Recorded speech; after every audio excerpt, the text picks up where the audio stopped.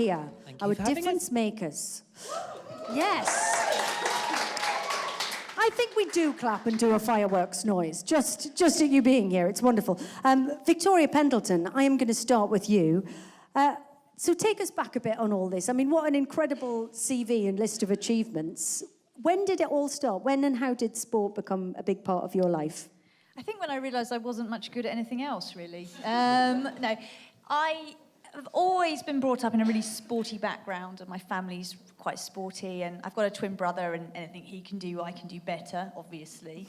And I've just always been very competitive and enjoyed it and encouraged to sort of just go for it, which didn't make me a lot of friends at school, or find me any boyfriends, funny enough, because apparently beating boys isn't seen as that attractive.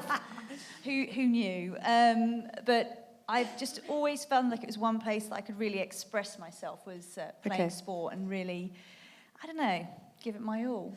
How do we get more young girls into sport and stop them dropping out? Because it's a problem when they get into the teenage years, statistically. Well, that's I'll tell you the what. bunking off PE period is Yeah, well, quite literally period in some cases. Yes. That's where it gets week. difficult. Every week, yeah.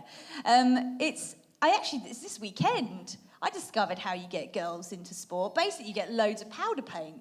It really works. I couldn't believe it. I was at the Run and Die event that Clinique held, and I couldn't believe how many groups of young girls were out there running and walking around the 5K course, but having a really lovely time. And I was like, wow, if all it takes is a bit of powder paint, this is the way to go. Because it was fun. It was making relaxed. it fun. Yeah. It was fun. It was relaxed. There was music playing. People were dancing. There was a bit of a festival atmosphere afterwards. But they were participating out of choice and having a lovely time with their pals. I think it's how you kind of present the option of sport towards somebody. And I think women respond to different things to men. Making like, hey, we're going to have a head-to-head, 2 teams, 1 winners, 1 losing. You know, that doesn't appeal to the average 13-year-old girl. They're like, oh, man, why would I want to do that? It doesn't make sense to me. Having fun, having a social experience with my pals, keeping fit, looking after myself, understanding why I'm doing it and the benefits, and enjoying it, that's what gets people doing stuff. Like, they've got to change the rules on how they do it. It's not one size fits all, is it? You've now become a jockey. How did that change come about? Well, I was looking for something to do. I love a challenge. I've realised very late in my life that I am at my best when I'm under immense physical and mental pressure. So it's either that or a fire woman. Well, yeah, I would actually do that. I totally would do that. Be pretty good.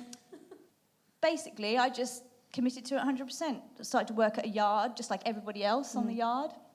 And we got there in the end. My trainer did say to me the other day, and I don't know if I should say this, he did say of all the people he's ever worked with as a work rider that I have the most balls. And I said, well, thank you. I quite like the idea of being a little bit courageous, because I think that's what you're trying to say. I think. But yeah, the coach I had, Yogi, did say that he realised very early on that I was very determined and very courageous. And since he said courageous, it's been my favourite word. I'll just say it a few more times. Courageous, courageous. You are courageous. Courageous. And then I was like, what is courage? And I was like, well, you don't have to earn it. You're not born with a certain amount of it, so it's not genetic. You don't have to deserve it. It's there if you want it. If everybody has a certain amount of courage within them, you just got to tap into it. And I was like, that is so cool. Courage. I think we should all have a bit more of it. Like, just wake up tomorrow and say, do you know what? I'm going to be more courageous today than I've ever been. Why not? I just love that word. I want to spread courage. I feel more courageous already. Does anybody else? Courage. Do it. Excellent work. Thank you so much. Victoria Pendleton, everybody. Thank you. She is courageous.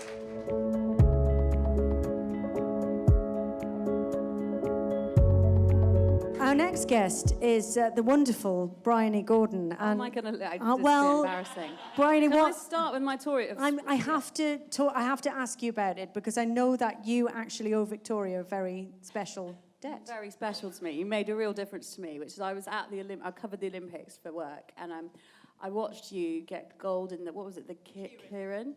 And it was like, I was so excited, and I went home and had sex with my boyfriend, and I got pregnant, and I now have a 3-year-old. The Rio Olympics have a lot to work, a lot to live up to. But so I just wanted to say thanks. Do we know if there was like an Olympic post 2012 baby boom? Like there must have been. Yeah, people were like, yeah. It was so amazing. London it was like the best 2 weeks. London was very I was just gonna exciting. say the best section. I can't really remember. I was drunk, but it was really amazing 2 weeks. Well done. It's a beautiful moment. I'm so glad that tonight has happened. Just for that alone. Thank you. Bryony, so you're not backwards about coming forwards, obviously. No, you are frank and honest. There's a thin line between courageous and stupid. No. And, 1 in 4 of us will experience mental health issues this year. I don't know, has anyone in here, experienced mental health issues? Yeah, all of you, yeah. So 4 in 4 of us know someone who has experienced it. And I was like, I'm so sick of this kind of, you don't have to suffer in silence. And when I first had OCD when I was 12, I thought I was dying of AIDS. And I had no words, I didn't know what it was, I just thought I was dying. And when you give people words, you give them the kind of courage again, and people talk about it, and people suffer so needlessly in silence. And because the moment you talk about it, you give that thing less power.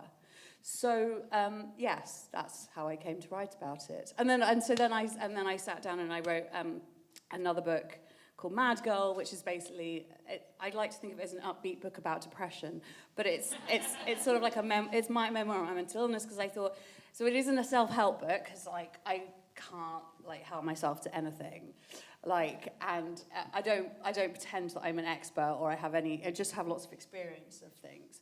And what I wanted to do was I hope that by sharing my story, it might give people the kind of courage to share their own stories. And that's what I want. I want people to talk about it, shout about it. I always say my husband always says, oh, you're fucking writing about depression again. Only you can make such a song and dance about depression.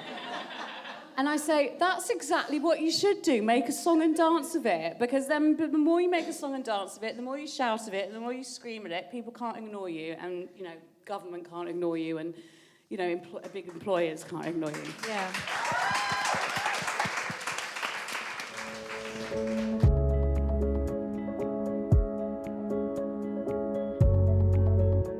I move on now to Juno Dawson. Thank you very much for joining us here tonight. So, Juno, as I understand it, you left your previous career in 2011. Is that right? Yes, I was a primary school teacher. Okay. How had you already started writing at that point? I grew up in Bradford, in quite a skanky area, and I didn't think that people from skanky parts of Bradford could be writers. I thought you needed to go to Oxford or Cambridge or something, so I just never thought, and I was quite pragmatic, and I sort of thought, you need a proper job, get yourself a trade. Mm-hmm. So I chipped off and became a primary school teacher instead. So yeah, I mean, obviously, as someone connecting with young adult readers, and best-selling books all over the world, yeah. But it's such a kind of specific audience to reach out to. What is it, do you think, about your work that they like? What do you hear back from readers? I mean, I'm really lucky. I think that they tend to say that, they think that... until I started my transition, the thing I got was, I don't understand you wrote such good teenage girls. And the thing is, because I was in delayed puberty, waiting to become a teenage girl. So I think there is just something, to me still, there is something so fascinating about change and about transitions of all sorts. And I always say to people that, my transition is quite notable, but who among us isn't transitioning? As we get older, as we go from relationship to relationship, as we become parents, it's all one massive transition. But I think at never any more time is transition more obvious than puberty. And there is something, all my books, both fiction and non-fiction, have been about transformation, and particularly, a character starts at the beginning of the book, something happens to them, and then they finish the book in a slightly different state. Right, okay. I mean, and that's a fascinating parallel with the experience that, as you say, you've been going through. Did you realise quite early on that was, in psychologically, you had that connection to it? Or? Not really. I mean, I was a bit of a Johnny-come-lately to the whole transitioning thing. At the moment, I'm working on my memoir as well, and so this has involved raking up a lot of sort of adolescent stuff. I mean, and this is going to sound so ridiculous, but as a teenager, I legitimately had no concept of a transgender person. It was the 90s, and we did have Ellen, and we had Will and Grace, but I didn't know what a transgender person was. Yeah. And so I just didn't know it was an option. And, had you asked 3-year-old me, will you take this X-Men serum that will magically turn you into a girl, I would have said yes in a heartbeat. I absolutely knew. But what I didn't know was that, somebody who gets called a little boy a lot can also be a woman as well. And so, thinking about difference makers, a lot of my difference makers was any trans person who has gone before me, kind of. And in particular, the people who were about my age. But the sad thing is, I was well into my 20s and had started my writing career, and this is getting so ridiculous, until I even met a trans woman. Wow. And so for me, it was people like Paris Lees, Munro Bergdorf, Andrea Petchich, people who were my age, and I sort of saw them and sort of thought, oh, look, they seem to be a bit like you, and they're telling you about when they were little as well and how they knew from very young age.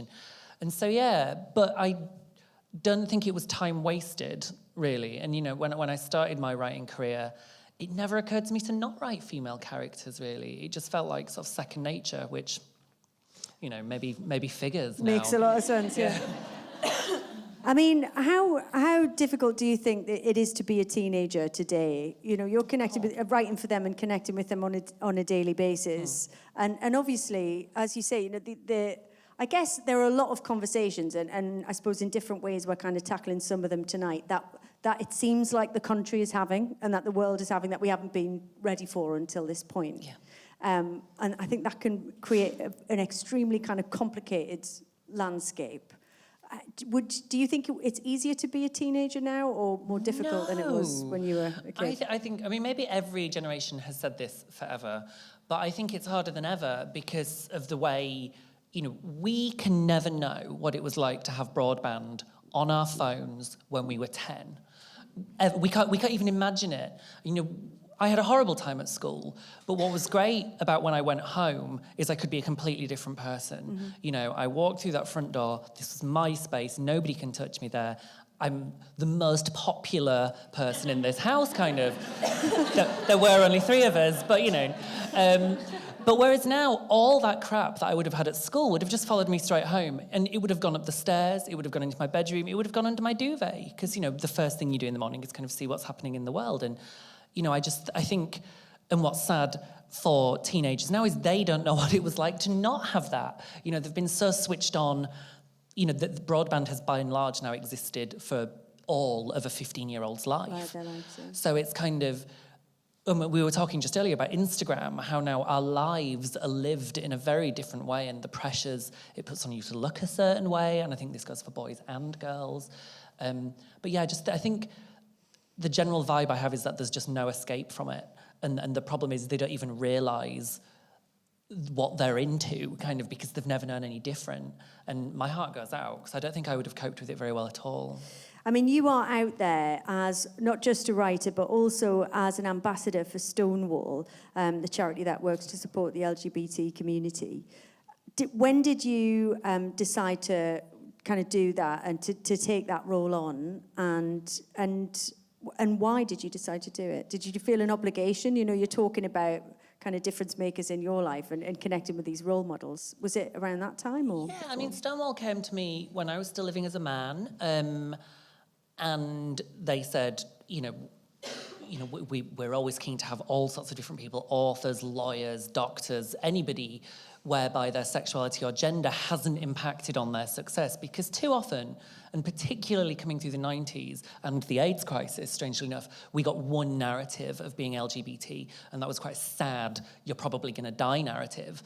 And so I think Stonewall was very quick to sort of say, gosh, we have to fill schools and homes and the media, because it started off as a media pressure group. We've got to fill the media with positive role models, because otherwise kids are going to think they've got some sort of life sentence. And it really hasn't. And actually, you know, that whole narrative of, oh, you know, every day that I was a man, I was miserable and knew there was something wrong, that doesn't really chime with me. I had a blast in my 20s. I too met a man in an STI clinic. How was that? But who knew there was such a although I suppose it's people who like sex. So, I mean, you've got one thing in common, if nothing else.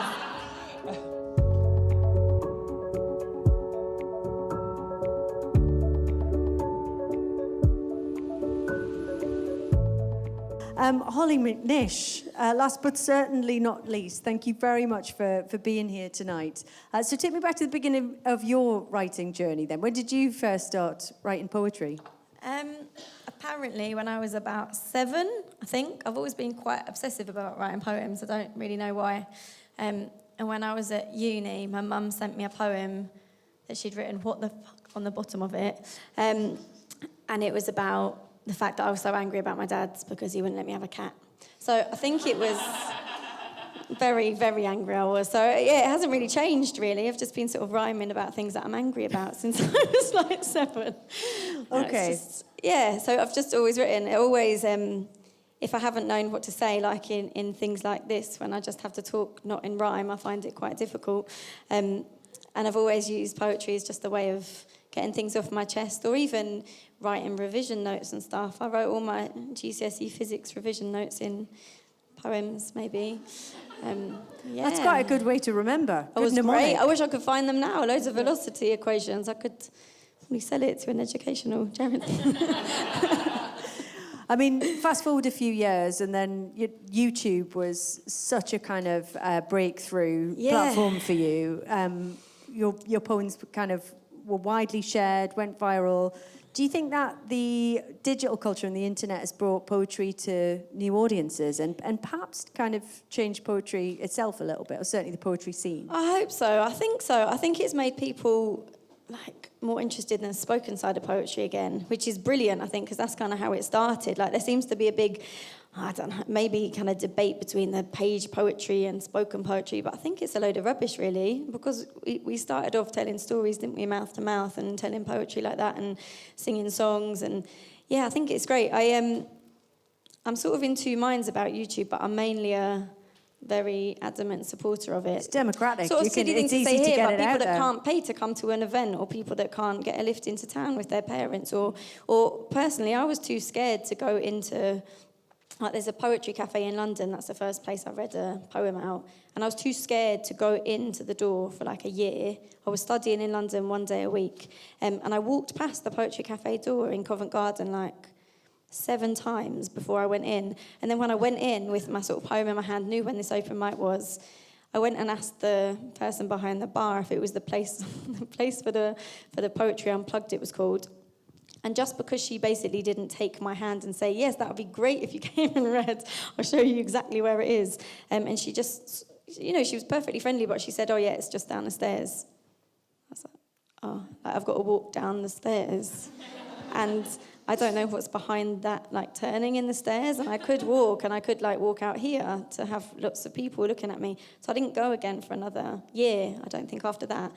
And was there, I mean, what you're very honest about, you know, the realities of it. Yeah. What was it like, the experience of motherhood? I mean, is there something that you wish you'd known before you went into it, maybe? Or something that you were keen to share, like a truth you were keen to tell? I think the one thing that I wish I could say to any person that's pregnant is that you have not done anything wrong by becoming pregnant. Because I thought the problems, I got sort of the problems wrong, I think. When I became pregnant, I sort of felt guilty all the time. And I felt a bit ashamed, and I felt like people would tell me I was too young, or they'd make comments that made me feel really horrible as a mother.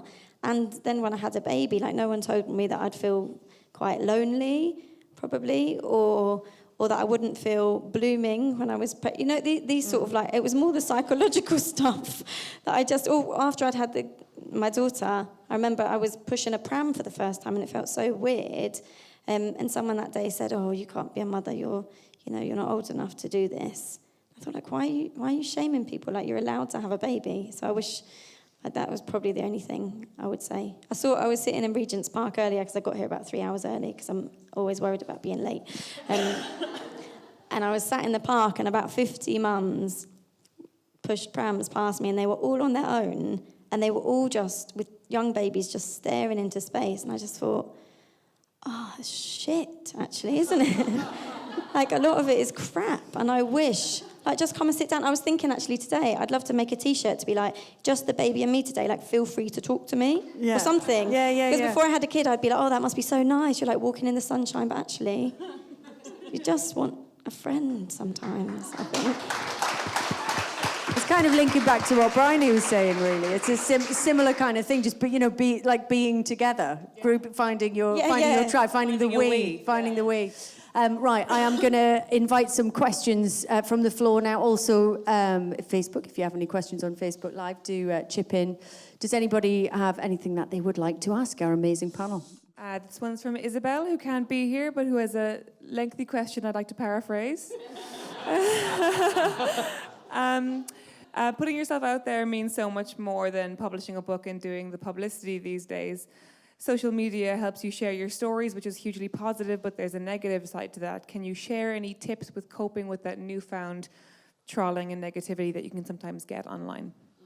Oh, I find it quite funny. Actually, quite funny because you almost like, oh, well, thank God people are actually paying attention. So I know somebody's watching, but it's just sad. It is just quite sad. I mean, the one that I got the most instant reaction to was the third column for Glamour magazine, which was about why we must never ask trans people what's happening in their underwear. And what really saddened me was that 100% of the horrible comments were from women. And, I've gone quite above and beyond to kind of become a woman. And sort of, it was, all I wanted was what any woman would get, but it was from, I believe, what we would call TERFs, which is your trans exclusionary radical feminists. Oh, right. And it was sort of immediate, just like, if you've got a dick, you're a man, kind of stuff. And it was that made me sad because actually, this woman island was very much my destination, and to find out that when I get there, actually, there was still going to be negativity and hate. That was a lesson. But the vast majority of it, you just have to kind of, just it has to, you said water off a duck's back. It has to be, because otherwise you would go mad. And I enjoy Twitter so much. I genuinely love being on Twitter, and nobody's going to bully me off it, actually, because it's mine. Okay. Yeah, I mean, Absolutely right, yeah. I know this question wasn't to me. It's to everyone. I don't actually read much Twitter. That's one way to avoid it. But also, I was always told like there's a 1 in 5 rule generally when you meet another person, another human being on this planet. 20% of the people you meet will probably love you. They'll just think you're great, you're fab, and they'll want to get you know better. And 20% won't like the look of you, won't like the sound of your voice, won't like where you're from, and you will never change that either. And everyone else in between can be swayed depending on how you choose to treat them. So actually, the odds aren't that bad. But it's just funny that the bad 20 are always the ones that are likely to put the words up. So I just think, it's 1 in 5, it's unfortunate. And I feel sorry for people that feel they can only voice negativity. Because I think if we all went around and complimented one person every day, for one little tiny thing, the world would be a nicer place and it'd be very easy to do. It's also, I'm a strong believer in compliments. They give you a nicer life. They force you to look for nice things and look for good things about the world and good things about people to point out. Flirting, I think, is with all, just everything.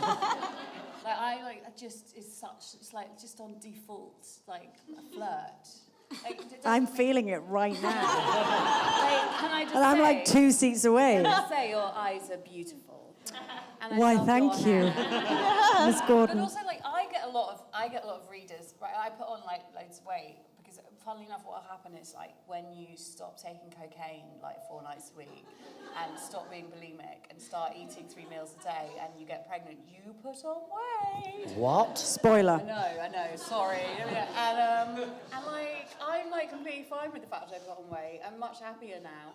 But people cannot deal with it. And I get like lots of like male readers going, I don't fancy you now, you're fat. And I'm like, what, so? Like, literally, like people send me these like, I just want you to let you know. FYI. Just your husband probably, like I don't get so much of it on Twitter. I get it like actual proper log emails. So your husband probably doesn't fancy you so much. And I just think, wow, these people, but you just got to laugh at it. And actually the best thing to do is you say, like compliments is actually kill them with kindness. Be like, thanks so much. How are you? Have a lovely day. Thanks for your comments. I'll take them on board. I won't take them on board. And then they're like, fuck, you're a real human. They like really, like, oh my God, sorry, I didn't think you were real. It's something to do that I think online there is an element of, people feel like it's not actually reaching you. They wouldn't do it to your face because it feels like they should try. That's Pendleton, she's got a horse now. Watch it. I love the way you say you don't read it. Like I have to read everything because I'm like it would be like overhearing your name in the next room and be like I'm not going to listen to that. Probably saying how wonderful you were. I want to by know the way, if you heard it. No, Just imagine that.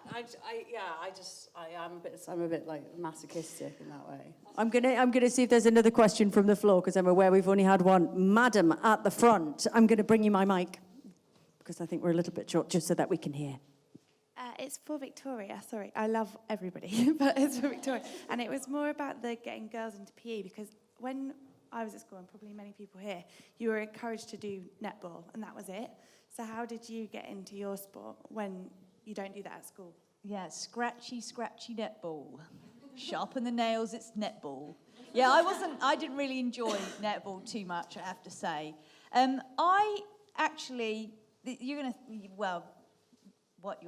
I went to a very good scout group. I was a girl guide, I was a scout, and I went to Venture Scout, and I was a ranger, and I got loads of badges.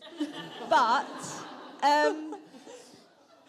I have to say... The trophy collection started early. I was really lucky because it was the people that ran the group and their volunteers did such a fantastic job of introducing us to lots of different sports. And my family were the same, so we did climbing and kayaking and we did potholing and canyoning and loads of really cool, crazy stuff. And it always felt like a really fun, relaxed environment. And we'd all chosen to be scouts and go to Venture Scouts at 15 and a half. So we all kind of looked at each other and go, yeah, we're equally all as sad as each other, aren't we? So there was no judgment. And we had such a nice time. But we did so many sports that weren't necessarily obviously competitive as well, and I do agree with competitive sports. I would say that life's competitive and removing competition from sport is silly because life's like that the whole way, so you might as well be prepared for it. But I think it's how it's delivered and the options as well, because I truly believe that everybody is good at a sport. They've just got to find it. So it means you've got to try loads of cool stuff. So I was like, I think school should encourage a much more varied sporting offering. I think providing opportunity to try new things rather than saying, well, if you can't play netball and you can't do hockey, then you're rubbish at sport. I think that's a problem, that sporty label, that you either get it or you don't. Like, that's a really big problem. Although, because as a former teacher, things have improved. The PE curriculum has come a long, long way. And because I, as a primary school teacher, I had to do a little bit of everything. Mm-hmm. And there was yoga, and but the problem is... Indeed, but very often my son's school, they do yoga. It's adorable. There's a disparity between schools and a disparity between teachers, and it's about where you can get the skills. Yeah, so actually, there's definite conversation that needs to be had. There is. I mean, I was just really lucky that where I was, I had great people around me that offered me these opportunities, and I just took hold of them, and I think that's a big part of it, is creating opportunity. And it's deciding that you can have a go, because I think everybody is good at sport, seriously. Well, everybody. I mean, that's the thing. Women in sport isn't part of the problem that, it is this thing that we have to compartmentalise into a part of our... we're not allowed to just be interested in it in the way that I think men are allowed to be. Men are allowed to kind of watch a bit of football, maybe go and play a bit of football. Women, we have to kind of decide that we're doing it, and there has to be a regime, and we have to pick like who we are, and we have to have a specific goal in mind. Do you know what I mean? It's just not... It's not... you're not allowed the same kind of access to it. I think culturally there's a difference. I think you almost feel some as well. They have to almost prove that you are sporty. Like you have to be part of. You're You're either sporty or you're not. Yeah, and that's rubbish. I mean, you can go to gym once a year, whatever. Who cares if it makes you happy like that? I guess you don't see it though either, do you? Yeah. Like I think you don't. Like my daughter's 6 now, and she just doesn't see like women on screen if you're walking anywhere. So the boys in her school seem to already be kicking a football about, and no matter how hard, like I used to play football a lot, no matter how hard we go there, she still doesn't like, you know, if we're in the pub, in the play area a bit, and there's football on, she sees lots of men doing it. I was just going to say, I've just written a play about the history of women's football. I got asked to do it, and we had a meeting with one of the football clubs in London, and they wanted to get us in to like read bits of it to try and encourage more girls to get into sport. And the whole exactly the whole to shock horror girls in sport. But the whole thing was headed by like a 25-year-old guy, and he got 3 of us female poets who had written poems about sport but also used to play a lot of football. It was because it was a football club. And the first questions we asked, he said, we're trying to set up dance classes, and then sort of convince them to maybe change to football or if they want to like try new things.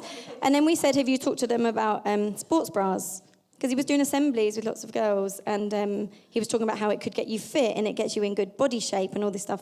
And we said, did you talk about tampons or periods? Or, you know, he's asking why girls drop out at about 12. Yeah. And he just went bright red in the face. It's a mystery.